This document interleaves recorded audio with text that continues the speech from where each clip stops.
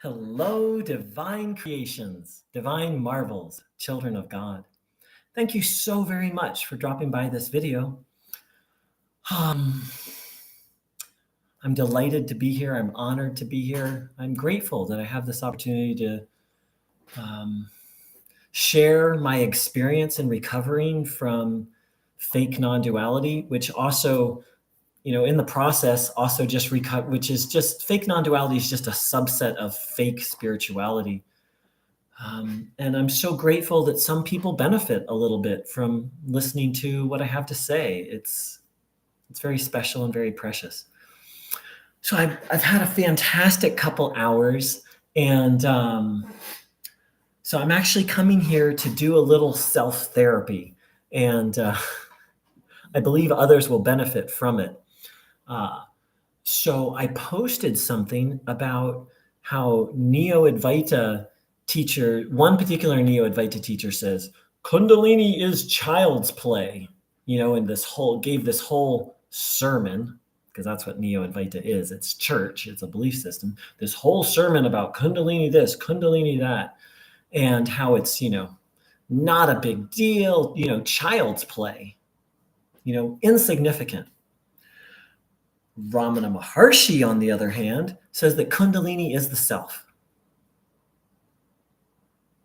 And he says that Kundalini yoga, done properly, leads to self-realization. He also says that Kundalini yoga is and when I say Kundalini yoga, I'm not talking about the Kundalini yoga you hear at yoga studios. That's something separate that was created by someone named Yogi Bhajan. This is traditional Kundalini yoga. And Ramana Maharshi also said that Kundalini yoga is very dangerous and not something to tinker with. And he didn't recommend it. He didn't recommend it as a path, though he did say as a path that it would lead to self-realization when done properly.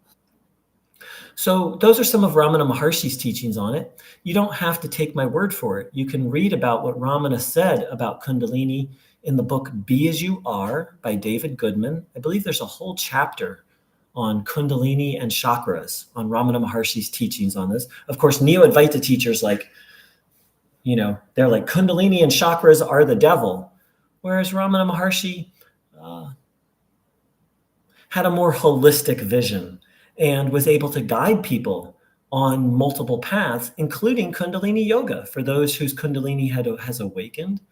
Ramana Maharshi and someone who is not only self-realized, but has deep training and also understanding of Vedic philosophy, they can talk holistically, and they have a wide world view, whereas Neo-Advaita is a very narrow view of reality and the spiritual path and so forth and so on. So someone replied to this and just went on, in essence, a Neo-Advaita sermon, like, you are beyond all experiences. Kundalini is just an experience. It just took me back to the 20 years I spent in Neo-Advaita satsangs, where, in essence, someone who's not qualified to teach is teaching. And in this case, when you go to a satsang, you show up to be taught, right? But I didn't even ask this person for teaching. But,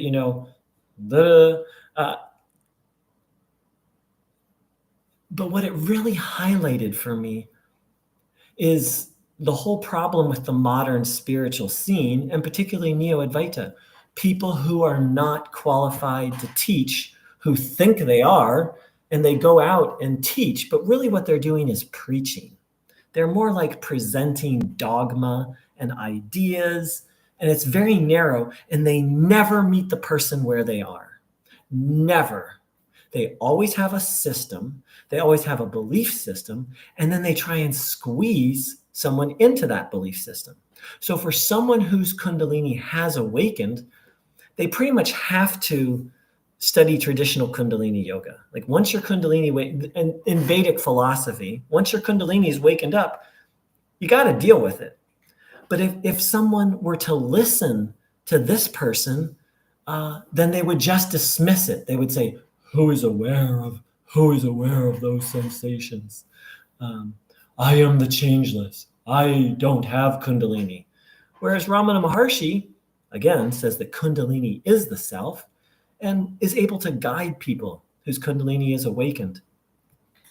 So that little interaction with that person really highlighted for me the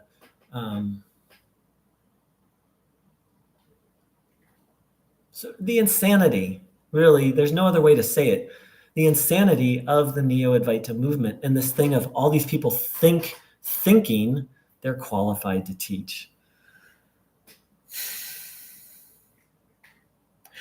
But even more so, people who make up their own teaching. That's really what Neo-Advaita is people borrowing a few sentences from Ramana Maharshi or the Bhagavad Gita, and then creating a whole teaching that then contradicts the rest of the teaching, just like this person did, exactly like this person did. They heard something in a Neo-Advaita satsang or read something in a book, and then they formulated this belief system, and then they didn't even read what I originally wrote. It's like they saw the word Kundalini, and it like accessed the Kundalini story, and then they just like gave this sermon.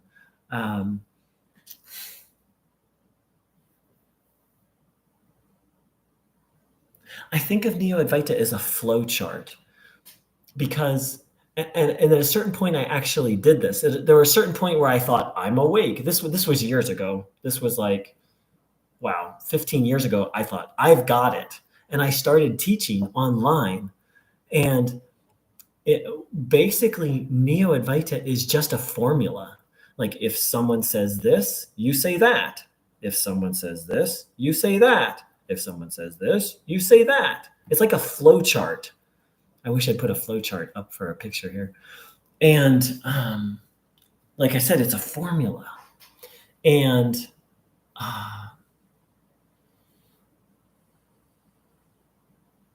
I very quickly saw through that. But here's the funny thing. I was full of shit, but I got good responses. It was on a non-duality forum. And I was like, well, da-da-da-da-da-da-da-da. I just repeated stuff I heard in satsang, and I got really positive responses from people.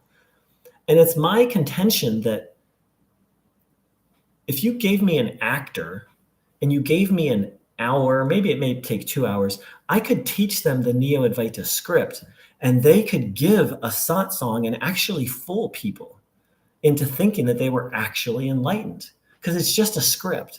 Obviously, pretty much any Neo-Advaita teacher has had some level of spiritual experience. So it's not 100% script, but it's mostly a script. So, I think that's all I have to say right now. I hope these reflections are helpful to people. And I wish everyone a beautiful, beautiful day. Take care. Big love.